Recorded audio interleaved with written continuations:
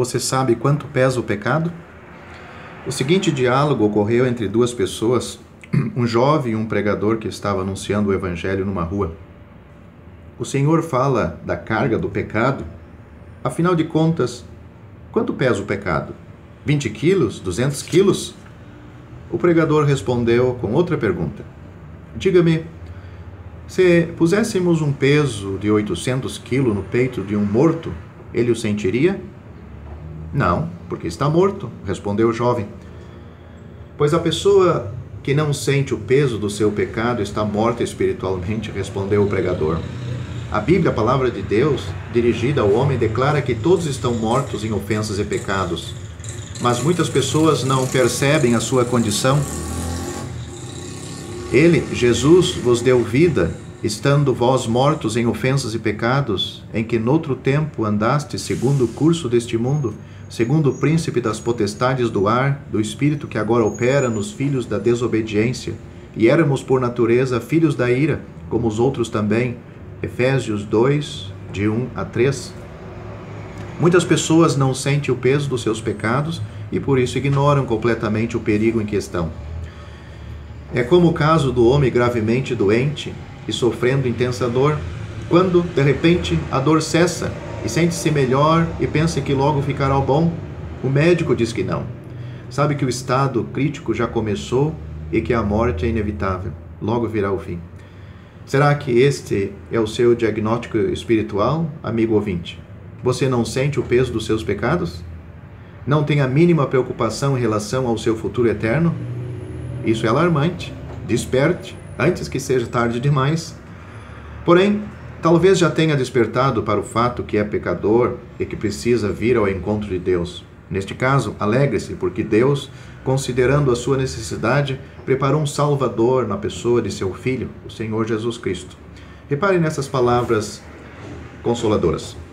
Deus prova o seu amor para conosco em que Cristo morreu por nós, sendo nós ainda pecadores. Romanos 5 e 8.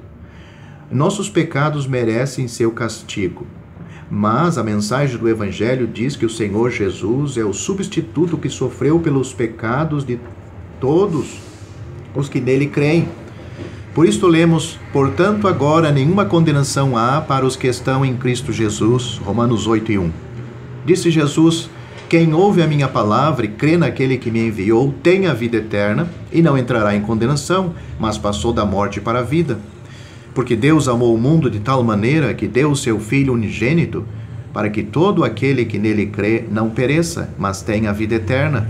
O apóstolo Pedro, em sua epístola, ele disse, levando ele mesmo em seu corpo os nossos pecados sobre o madeiro, para que mortos para os pecados nós pudéssemos viver para a justiça, e pelas suas pisaduras nós fomos sarados. Ele também disse que Cristo padeceu uma única vez, pelos pecados, o justo pelos injustos, para levar-nos a Deus. O profeta Isaías também disse, profetizando acerca de Cristo e da sua morte 700 anos antes deste fato, antes da cruz, ele disse que ele foi ferido pelas nossas transgressões e que ele foi moído pelas nossas iniquidades. O castigo que nos traz a paz caiu sobre ele e pelas suas pisaduras fomos sarados. Então, prezado ouvinte, você tem pecado contra Deus. É um fato que a Bíblia deixa claro, porque todos pecaram e destituídos estão da glória de Deus. Romanos 3 e 23. Portanto, você tem pecado. Você deve dar crédito à palavra de Deus em relação a isto, mas também deve dar crédito à palavra de Deus que Deus preparou salvação, perdão para esses pecados. A Bíblia diz, quem crê em Cristo tem a vida eterna. Quem crê no Filho tem a vida eterna. Diz também, crê no Senhor Jesus Cristo e você será salvo.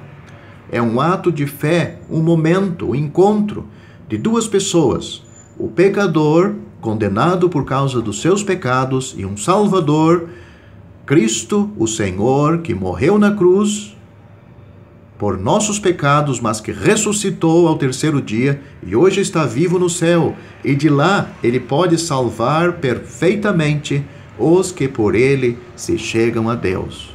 Você pode ser salvo agora, num ato de fé nele. Crê no Senhor Jesus Cristo e você será salvo.